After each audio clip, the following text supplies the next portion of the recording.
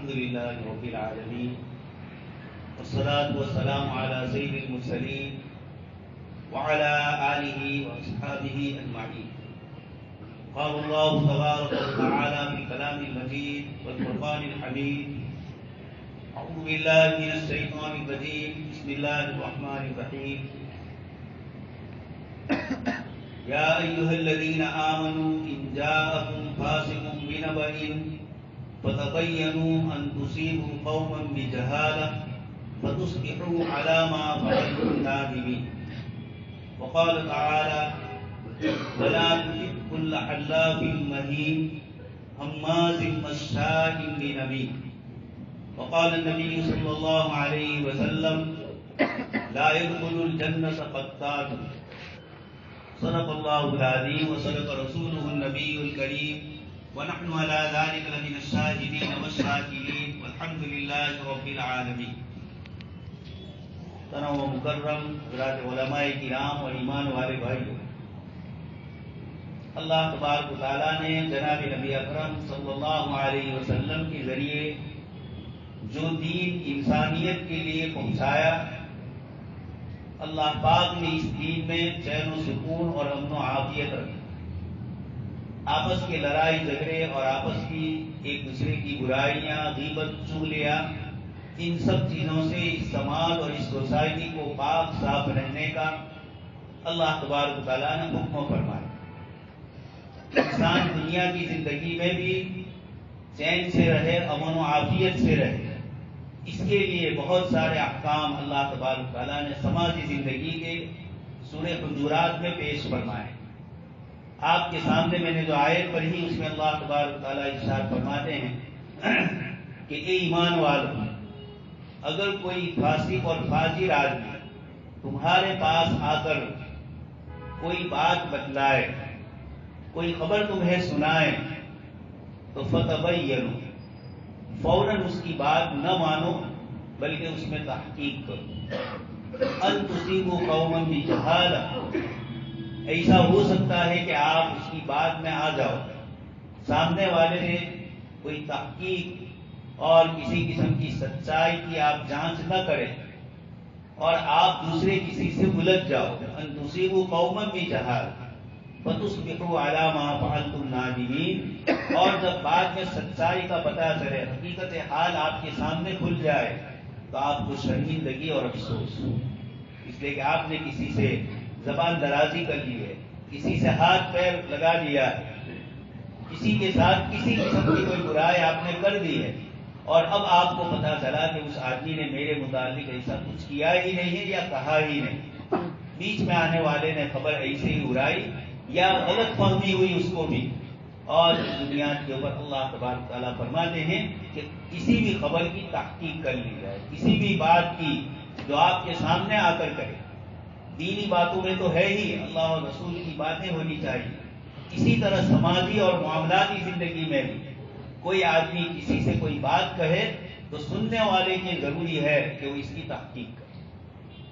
ایک اور آیت آپ حضرات کے سامنے پڑھی، اس میں اللہ تبارک تعالیٰ فرماتے ہیں وَلَا تُطِعْ كُلَّ حَلَّافٍ مَّهِينٍ، آپ بات نہ مانیے ہر قسم کھانے والے، ذلیل آدمی اور حماز مشاء بنمیم، ادھر سے ادھر باتیں کرنے والا ہے، عیب جوئی کرنے والا ہے، اور مشاء بنمیم. عجیب جملہ قرآن نے فرمایا، صرف یہ نہیں فرمایا چغل خوری کرنے والا بلکہ مشاء، کثرت سے چلنے والا، یعنی جس نے زندگی کا دھندا ہی یہ بنا دیا ہے کہ دو آدمیوں میں یا میاں بیوی میں یا دو کسی جماعتوں میں کسی طریقے سے میں چل پھر کر ان کے درمیان جھگڑا اور فتنہ پیدا کر.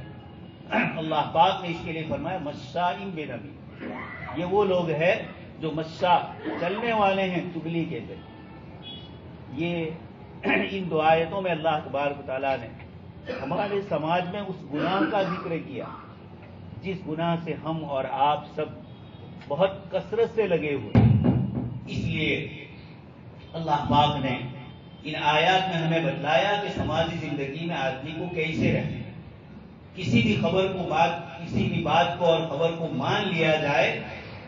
حدیث شریف میں ذکر فرمایا آدمی کے جوتا ہونے کے لیے یہی کافی ہے ان یحدث بکل ما سمع، جو سنا وہ دوسروں کو نقل کر، سمجھ نہ رکھے۔ دو آدمیوں کے درمیان اس کے ذریعے جھگڑا ہو، میاں بیوی میں جھگڑا ہو، رشتہ داروں میں آپس میں ناچاکی ہو، دو تاجروں کے درمیان، اشتکاروں کے درمیان، ملازمت کرنے والوں کے درمیان، ادھر سے ادھر کرنے والے، اللہ کے رسول صلی اللہ علیہ وسلم نے ارشاد فرمایا لا يدخل الجنت قتات، جنت میں چغل خور داخل نہیں ہو۔ دوسری روایت میں بھی آپ صلی اللہ علیہ وسلم نے بہت وضاحت سے فرمایا کہ کچھ لوگ ہیں یأتی ہؤلاء الناس بوجہ، یہ کچھ لوگوں کے پاس ایک چہرہ لے کر آتے ہیں اور دوسرے لوگوں کے پاس دوسرا چہرہ لے کر جاتے ہیں۔ حدیث شریف میں اس کو فرمایا ذو الوجہین، چگلی کرنے والا کبھی اس کے پاس جاتا ہے کبھی اس کے پاس جاتا ہے، اس نے جو بات کہی اس کو دوسرے تک پہنچاتا ہے، دوسرے نے جو بات کہی وہ یہاں پہنچاتا ہے۔ کبھی حقیقت میں لڑائی اور جھگڑے کا ارادہ نہیں ہوتا، لیکن بات کبھی نکل جاتی ہے اور وہ بہت بڑے فتنے اور بہت بڑے جھگڑے کا سبب بنتا ہے۔ ہم اپنی سماجی زندگیوں میں جانتے ہیں، بیوی اپنے شوہر سے، اپنی والدہ اپنی بہنوں کی یا والد کی شکایت، کبھی ماں اور بہن آپ کے سامنے بیوی کی شکایت، یہ رات دن کا ہمارا مسئلہ ہے جس میں کثرت سے آپس میں جھگڑے ہوتے ہیں، چھوٹی چھوٹی چیزوں پر رنجش تو ہو جاتی ہے اور ایک مدت تک بولنا بھی نہیں میسر ہوتا ہے۔ اللہ تبارک تعالیٰ فرماتے ہیں اے ایمان والو، اگر اس طرح کی خبر لے کر کوئی آئے تو تحقیق کر لیا۔ اللہ تبارک تعالیٰ نے قرآن کریم کی اس آیت میں جو سورہ تبت یدا میں نازل ہوئی، اللہ پاک نے فرمایا حمالۃ الحطب۔ حضرات مفسرین فرماتے ہیں کہ ابو لہب کی بیوی کے متعلق اللہ پاک نے فرمایا لکڑیاں چننے والی، لکڑیاں اٹھانے والی۔ کچھ مفسرین نے فرمایا کہ یہ حمالۃ الحطب عربی زبان میں چغلی کرنے والے کے لیے کہا جاتا ہے کہ ادھر ادھر سے چیزیں لے کر جمع کرتا ہے، فتنہ جیسے لکڑیاں جمع کر کے آدمی کسی جگہ جلائے اور پوری چیز جل جائے نقصان ہوتا ہے۔ یہ جو ادھر سے ادھر جانے والا ہے، آپ صلی اللہ علیہ وسلم نے جس کے لیے فرمایا ذو الوجہین، دو چہرے والا، ادھر آئے تو اور بات کرے ادھر آئے تو اور بات، اس کو حدیث شریف میں فرمایا ذو الوجہین، اور اس کی سزا حدیث شریف میں اللہ کے رسول صلی اللہ علیہ وسلم نے بتلائی چغل خور جنت میں نہیں جاتا۔ آپ صلی اللہ علیہ وسلم دو قبروں کے پاس سے گزر رہے تھے اور آپ کو احساس ہوا وہاں عذاب دیا جا رہا ہے۔ آپ صلی اللہ علیہ وسلم نے صحابہ کے نام سے فرمایا انہما لیعذبان، ان دونوں کو سزا ہو رہی اور کوئی بڑی چیز کے اعتبار سے نہیں، یعنی جس کو انہوں نے بڑی نہیں سمجھی، ایک پیشاب کے چھینٹوں سے ناپاکی سے نہ بچنے والا، اور دوسرا آپ صلی اللہ علیہ وسلم نے فرمایا چغلی کرنے والا۔ ان دونوں کو جو عذاب ہو رہا تھا اس میں سے ایک شخص وہ تھا جو دوسروں کی چغلی کرتا، ادھر سے ادھر باتیں پہنچاتا۔ اللہ تبارک تعالیٰ نے فرمایا وَيْلٌ لِكُلِّ هُمَزَةٍ لُمَزَةٍ، ہلاکت ہے لوگوں کی عیب بیان کرنے والے کی۔ زبان سے کبھی عیب بیان کی جاتی ہے، کبھی اشاروں سے ہوتی ہے، کبھی ہاتھ پیر کی حرکتوں سے ہوتی ہے، غلطیوں سے آنکھوں کے اشاروں سے ہو جاتی ہے۔ یہ تمام چیزیں دوسرے کو ذلیل کرنے کے لیے، دوسرے کو حقیر کرنے کے لیے یہ چیزیں آتی ہیں۔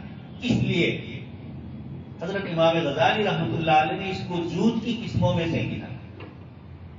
حدیث شریف میں اور قرآن کریم کی مختلف آیات میں اللہ پاک نے جھوٹ سے منع فرمایا۔ یہ آدمی صرف جھوٹ ہی نہیں بولتا، وہ دوسرے کی چغلی بھی کرتا ہے اور اس کے ساتھ ساتھ دونوں کے درمیان لڑائی اور جھگڑے بھی کرتا ہے۔ اس لیے ہم اپنے سماج کا جائزہ، نماز بھی اللہ تبارک تعالیٰ کا فریضہ ہے، روزے، زکوٰۃ، حج وغیرہ یہ سارے اللہ پاک کے فرض، لیکن کچھ چیزیں ایسی بھی ہیں جن سے اللہ کے رسول صلی اللہ علیہ وسلم نے ہمیں منع فرمایا۔ ان چیزوں کو بھی غور سے دیکھنا۔ حدیث شریف میں ہے کہ ایک آدمی قیامت کے دن اللہ پاک کے دربار میں حاضر ہو، اس کا نامہ اعمال پیش کیا جائے، وہ کہے گا کہ باری تعالیٰ میں نے بہت ساری نیکیاں کی، وہ تو مجھے نظر نہیں آ رہی۔ اللہ تبارک تعالیٰ فرمائیں گے تو نے فلانے کی غیبت کی، فلانے کی چغلی کی، فلانے آدمیوں کے درمیان تم نے فتنہ اور فساد مچایا، یہ تمہاری ان نیکیوں کو کھا گیا۔ جیسے قرآن کریم میں فرمایا ان الحسنات یذہبن السیئات، اچھے کام کرو تو اللہ پاک تمہارے چھوٹے چھوٹے جو بڑے گناہ ہوں گے ان کو اللہ پاک معاف فرما دے۔ یہ تو اللہ تبارک تعالیٰ نے فرمایا ان الحسنات یذہبن السیئات، اور یہاں حدیث شریف میں آپ صلی اللہ علیہ وسلم فرماتے ہیں کہ جب کوئی آدمی اس طریقے کی برائیاں کرتا تو پھر دوسروں کے گناہ اس پر لاد دیے جائیں۔ ایک اور روایت جو بہت مشہور ہے، ہم اور آپ سن چکے ہیں، آپ صلی اللہ علیہ وسلم نے فرمایا میری امت کا مفلس کون؟ صحابہ کرام نے فرمایا اللہ کے رسول آپ کی امت کا مفلس وہ ہے جس کے پاس پیسے نہ ہو، مفلس اسی کو کہتے ہیں۔ آپ صلی اللہ علیہ وسلم نے فرمایا نہیں، میری امت کا مفلس وہ ہے جو بہت ساری نیکیاں لے کر آئے لیکن دوسروں کے ساتھ اس نے زیادتی کی ہوگی، کسی کو گالی گلوچ کسی سے کیا ہوگا، کسی کا حق مان لیا ہوگا، کسی کے ساتھ کوئی اور برائی کی ہوگی۔ اللہ کے نبی صلی اللہ علیہ وسلم فرماتے ہیں یہ سارے لوگ آئیں گے اور اس سے حساب کتاب مانگیں گے۔ اللہ تبارک تعالیٰ فرمائیں گے کہ ان کا حساب، اس کی نیکیاں جو ہے وہ فلانے کو دے دو، فلانے کو دے دو، تو یہ ساری نیکیاں لے کر ہم جائیں گے، لیکن ہم نے کسی کی غیبت کر لی ہے، چغلی کر لی ہے، فتنہ فساد کیا ہے، تو یہ ساری نیکیاں ہماری ان کے پاس چلی جائیں اور ان کی چیزیں ہمارے پاس آ جائیں۔ جناب نبی اکرم صلی اللہ علیہ وسلم نے اپنی امت کو غیبت اس سے ڈرانے کے لیے مختلف قسم کی آپ صلی اللہ علیہ وسلم نے مثالیں دی، آپ صلی اللہ علیہ وسلم نے روایتیں ذکر فرمائی۔ ایک حدیث شریف میں فرمایا گیا کہ زنا کرنا جیسے بڑا گناہ ہے، اس سے بڑا گناہ چغلی اور غیبت کرنا۔ اب ہم تعجب کریں کہ غیبت کرنا اور چغلی کرنا زنا سے بھی بڑا گناہ۔ حضرات مفسرین فرماتے ہیں کہ آپ صلی اللہ علیہ وسلم نے اس لیے فرمایا کہ زنا کرنے والا زنا سے توبہ کرے گا، اس کا اور اللہ کا معاملہ ہے، وہ اپنے اللہ سے حقوق العباد ہے، وہ معافی تلافی کر لے گا، لیکن جس کی غیبت کی ہوگی اس کی معافی تلافی جب تک وہ معاف نہیں کرے گا اللہ پاک معاف نہیں فرماتا۔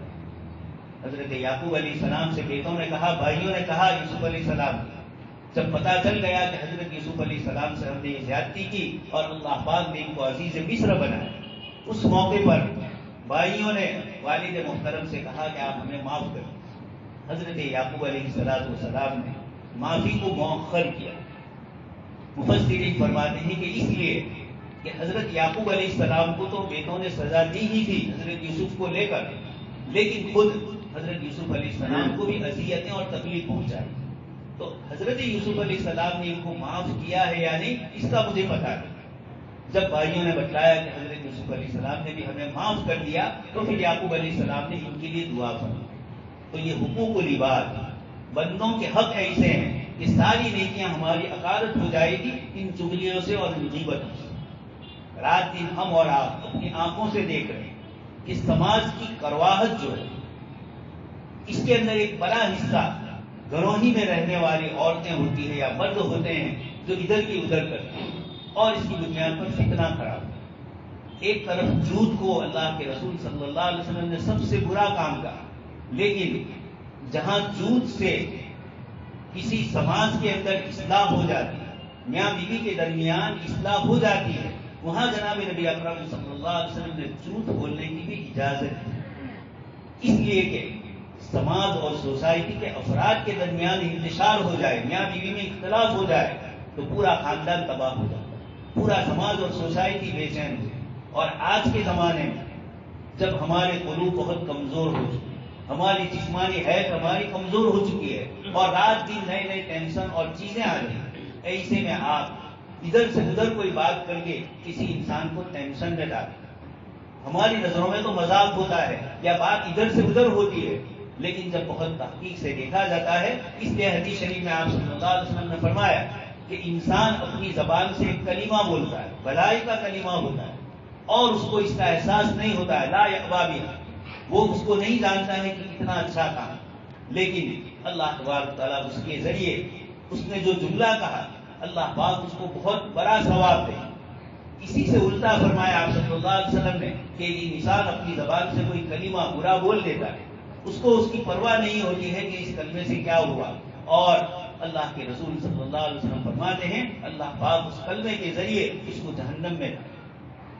ایک عورت نے دوسری عورت کا مذاق کرتے ہوئے، اس کی عیب جوئی کرتے ہوئے آپ صلی اللہ علیہ وسلم سے عرض کیا کہ فلانی عورت ایسی ہے، اور ہاتھ سے اشارہ کیا، ٹھیک نہیں ہے، اس کا قد اتنا نہیں ہے۔ اللہ کے نبی صلی اللہ علیہ وسلم نے ان کو فرمایا کہ تم نے ایک ایسا کلمہ کہا کہ اگر سمندر میں ڈال دیا جائے تو سمندر بھی کڑوا ہو جائے۔ یہ اتنی بڑی چیز کسی کے عیب کے متعلق ہے. اس لیے حدیث شریف میں فرمایا من ستر عن مسلم سترہ اللہ، جو کسی مسلمان کے عیب کو چھپائے گا، اللہ پاک کی صفت ہے ستار، گناہوں کو چھپانے والے. حدیث شریف میں آتا ہے میدان محشر میں ایک گنہگار کو حاضر کیا جائے، اللہ پاک اس سے کہیں گے تو نے یہ گناہ، تو قبول کرے گا. آپ جانتے ہیں دنیا میں معمولی سے موبائل کے اندر کتنے اسٹوریج ہوتے ہیں، کہاں کہاں ہماری چیز اسٹور ہوتی ہے. تو اللہ تبارک تعالیٰ کے یہاں بھی ما یلفظ من قول الا لدیہ رقیب عتید. اللہ پاک فرماتے ہیں تم اپنی زبان سے کوئی کلمہ نہیں نکالتے ہو مگر تمہارے اوپر اللہ کے فرشتے ہیں رقیب العتید. اذ یتلقى المتلقیان عن الیمین وعن الشمال قعید ما یلفظ من قول. دائیں اور بائیں دونوں جگہ پر بیٹھے ہوئے ہیں اور وہ ہمارا حساب کتاب لکھ رہے ہیں. اللہ تبارک تعالیٰ نے فرمایا یہ فرشتے ایسے ہیں لا یعصون اللہ ما امرہم، جو حکم دیا ہے اسی کے مطابق کریں. ولا یظلم ربک احد. سورہ کہف میں اللہ پاک نے فرمایا جتنا گناہ کیا ہوگا اتنا ہی لکھا جائے. کسی نے گناہ کیا دوسرے کے نام اعمال میں لکھ دیا جائے لا تزر وازرۃ وزر وان لیس للانسان الا ما سعى. انسان کو انہی گناہوں کی سزا ہوگی جو اس نے خود کیا. یہاں انسان کس طریقے کا عمل کرتا ہے جس سے لوگوں کے درمیان فتنہ اور فساد مچتا ہے تو آپ صلی اللہ علیہ وسلم نے اس کو انتہائی برا سمجھا.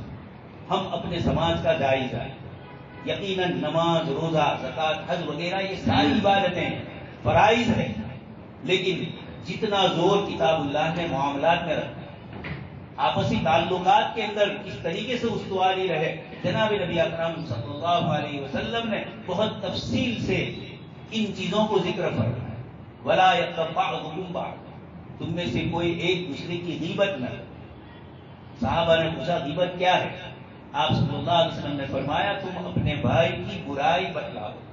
غائبانہ وہ یہاں مجلس میں نہیں ہے اور آپ کسی کے سامنے اس کی برائی اور عیب ذکر کر رہے ہیں. صحابہ کرام نے فرمایا کہ اللہ کے نبی اگر وہ برائی اس میں ہے تو آپ نے فرمایا کبھی تو وہ غیبت ہے، اور اگر نہیں ہے اور پھر تم نے اس پر جھوٹ لگایا تو یہ تمہاری طرف سے تہمت اور الزام. اس لیے بہت سوچ کر حضرت عمر بن عبد العزیز رحمۃ اللہ علیہ مسلمانوں کے خلیفہ ہیں، آپ کے پاس ایک صاحب آئے اور دوسرے کی غیبت کر رہے چغلی کر رہے. حضرت عمر بن عبد العزیز رحمۃ اللہ علیہ نے فرمایا کہ تمہاری یہ بات دو باتوں سے خالی نہیں، یا تو تم اس واقعے کو نقل کرتے ہو اور اس کے اندر تم جھوٹے ہو. تو ان جاءکم فاسق بنبأ، تمہیں فاسق قرار دیا قرآن.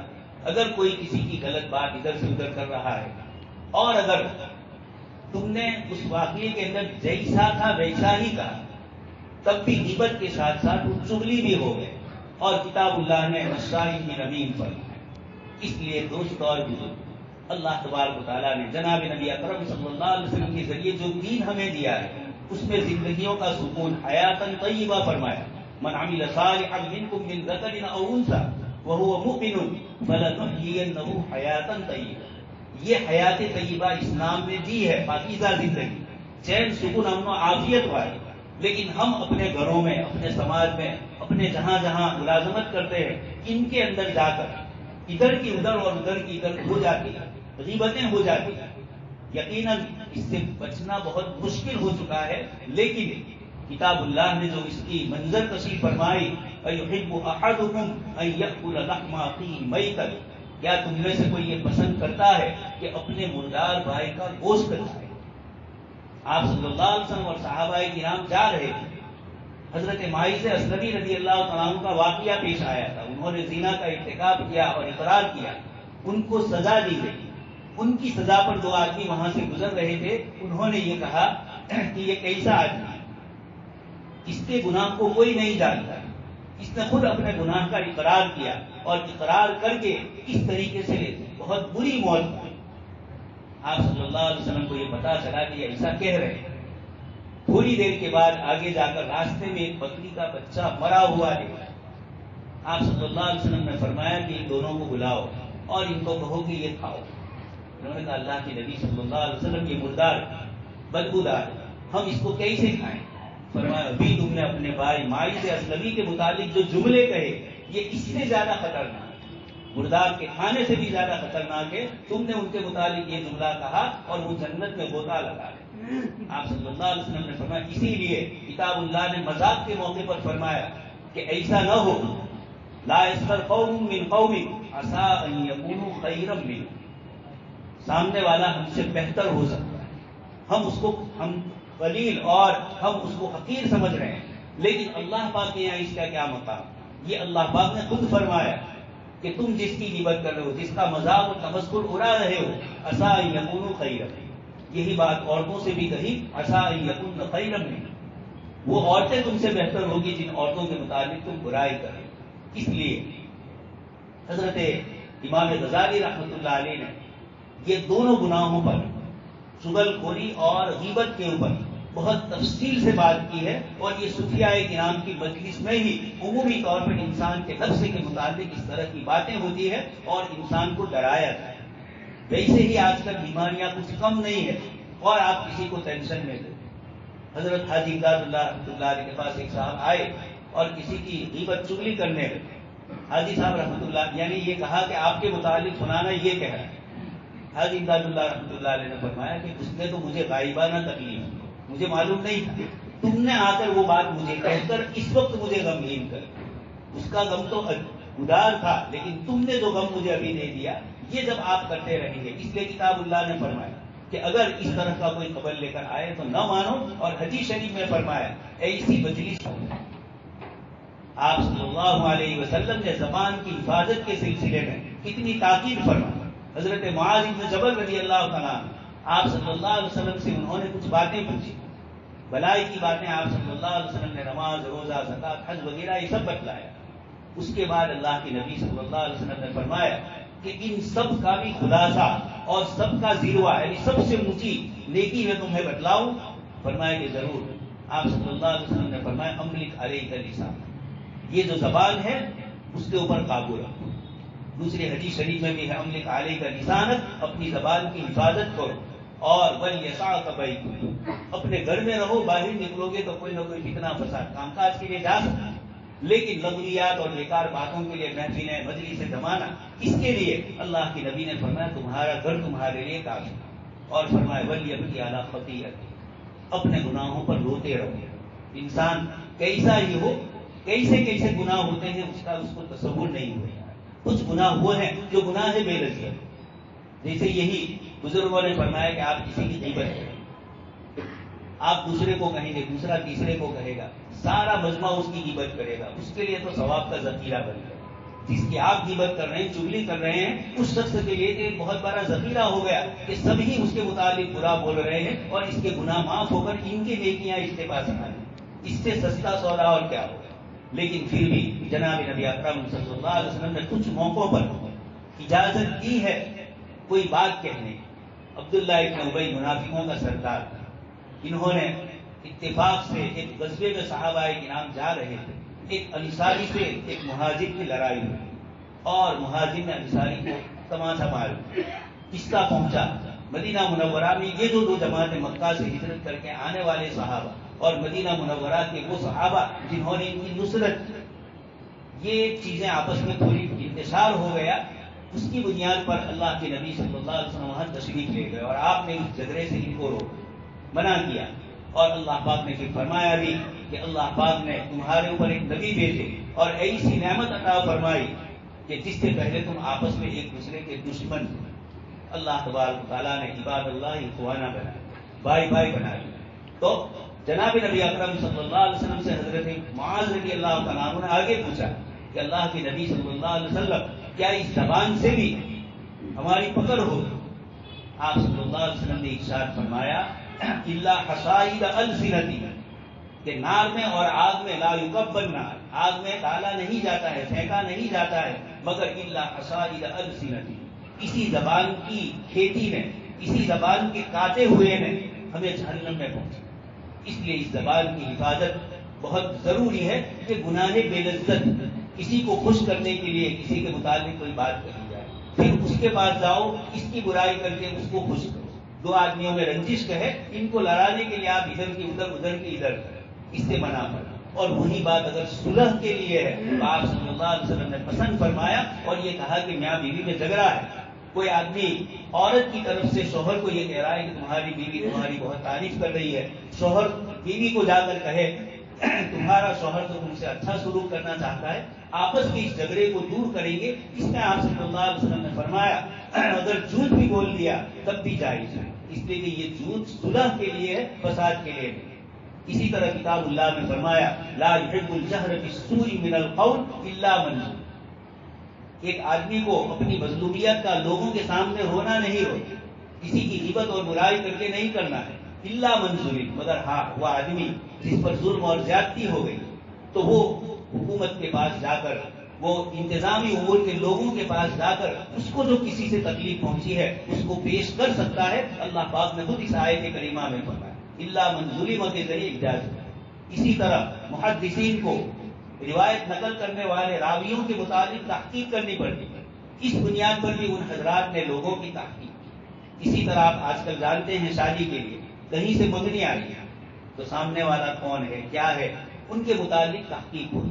اس موقع پر بھی جھوٹ نہ بولا جائے, اس موقع پر بھی ایک مسلمان کی عیب پوشی بھی کی جائے, لیکن المستشار مؤتمن, آپ سے جب مشورہ لیا جائے تو امانت داری کے ساتھ آپ کو مشورہ دینا چاہیے, اس کو بھی تکلیف نہ ہو.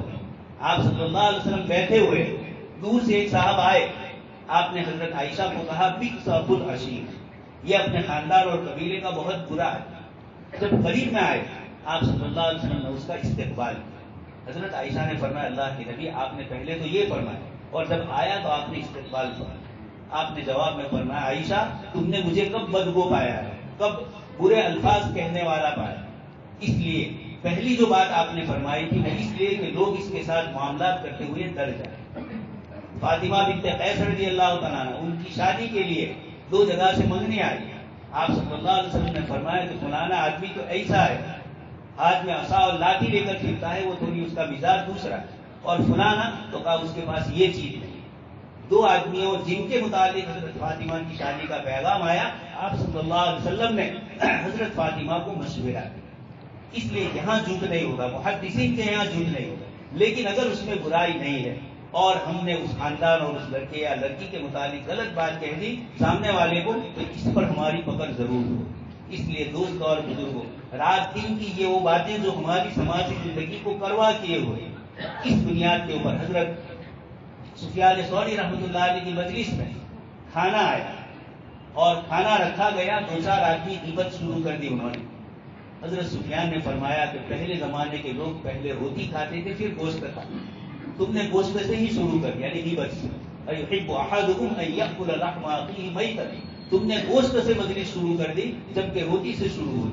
یہ کہہ کر اشارہ کر دیا.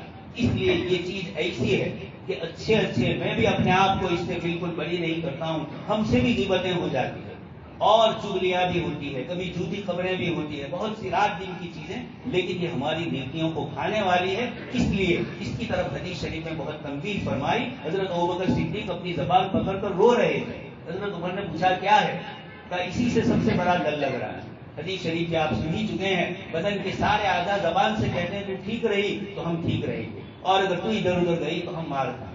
اس لیے اللہ تبارک تعالیٰ سے دعا ہے کہ اللہ پاک ہم سب کو ان برائیوں سے بچنے کی توفیق نصیب فرمائے اور ہمارے سماج کو اللہ تبارک تعالیٰ صاف ستھرا, چین و سکون, امن والا بنائے. آمین وآخر دعوانا.